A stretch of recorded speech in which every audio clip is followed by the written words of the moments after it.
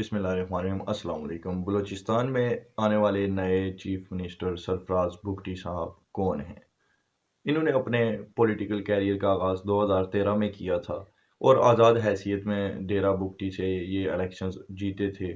उसके बाद इन्होंने नून लीग में शमूलियत अख्तियार की और बलूचिस्तान के वज़ीर दाखिला बने। 2018 के बाद ये सेनेट में चले गए और फिर जब निगरान हुकूमत बनी तो उसमें वज़ीर दाखिला पाकिस्तान का किरदार भी अदा किया और उसके बाद अचानक इस्तीफ़ा देकर पीपल्स पार्टी में ऐलान कर दिया और अब उन्हें चीफ मिनिस्टर बलूचिस्तान नामज़द किया गया है।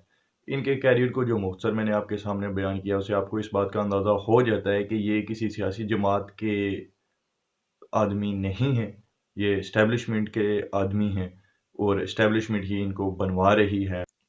हम दुआ करते हैं कि इनके दौर में बलूचिस्तान की जितनी भी महरूमियाँ हैं, उनका अज़ाला किया जाएगा। बलूचिस्तान बहुत ही कीमती सूबा है पाकिस्तान का, वहाँ की सरज़मीन सोना उगलती है, वहाँ पे गैस के बहुत ही रिसोर्सेज़ हैं और भी कुदरती वसाइल से माला माल है वो खित्ता। लेकिन बदकिस्मती से और रियासत की लापरवाही की वजह से वो लोग हमसे ज़्यादा खुश नहीं हैं, बल्कि बहुत ज़्यादा नाराज़ रहते हैं और हमेशा ही रहते हैं। उनसे जो वादे किए गए माज़ी के अंदर वो कभी पूरे नहीं हुए, इसलिए वो सिस्टम के ख़िलाफ़ बोलते भी हैं। वहाँ पर बगावतें भी जन्म लेती हैं, वहाँ पर बहुत सारी ऐसी तंज़ीमें भी हैं जो कि मुसल्लह हैं और यहाँ तक कि उनकी कासम ब्रिगेड के पास सुसाइड बॉम्बर्स भी मौजूद हैं। वो ईरान में भी वर्क करते हैं और पाकिस्तान में भी करते हैं। ऐसी कार्रवाइयाँ बीएलए की तरफ से और उनकी और कुछ जमातों की तरफ से देखने में अक्सर आती रहती हैं कि जहाँ वो अपनी दहशतगर्द सरगर्मियाँ सरअंजाम देते रहते हैं और रियासत को चैलेंज करते रहते हैं। लेकिन इन सब का अगर कोई अज़ाला हो सकता है, तो वो सिर्फ़ यही है कि उन लोगों की तालीम बेहतर की जाए, उन लोगों के मुआश में आसानियाँ पैदा की जाएँ। वहाँ पर इंफ्रास्ट्रक्चर ज़्यादा बेहतर तरीके से काम करे, वहाँ की सड़कें बेहतरीन होनी चाहिए, उनको भी पंजाब की तरह मोटरवेज़ मुहैया हों और जो भी वहाँ से उस ज़मीन से अगर गैस निकलती है या और भी जितने भी अगर सी पैक भी चलेगा, तो उससे उन लोगों को फ़ायदा मिलना चाहिए और उनको इस बात की यकीन दहानी करवाने के लिए कि अगर सी पैक वर्क करता है, तो उसका सबसे ज़्यादा फ़ायदा बलूचिस्तान को पहुँचाया जाएगा। रियासत के लिए ये ज़रूरी है कि जो गैस वहाँ से निकलती है, उसमें भी उन लोगों के लिए कुछ आसानियाँ मुहैया की जाएँ उनको और सेकंडली आप वहाँ पर जितनी भी बेसिक ज़रूरियात होती हैं इंसानों की, वो तमाम सहूलियात उन लोगों को स्पेसिफिक तौर पर फराहम करें।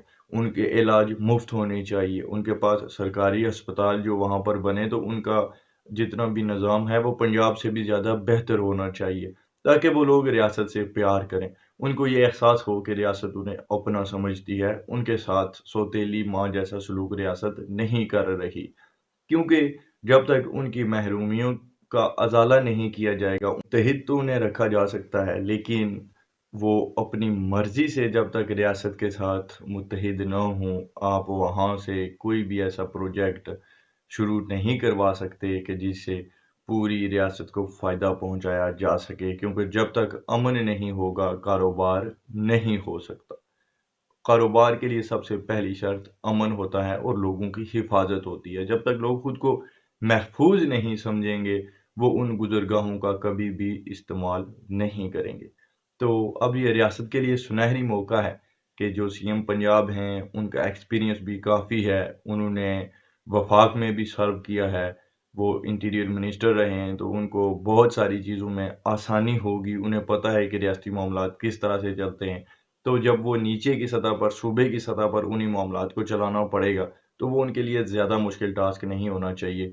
तो हमारी दुआ है जी और उम्मीद भी है कि अब इस मर्तबा बलूचिस्तान के लोगों की उम्मीदें पूरी की जाएँगी और उन लोगों को ये एहसास दिलाया जाएगा कि वो पाकिस्तानी हैं और पाकिस्तान की रियासत उनसे प्यार करती है।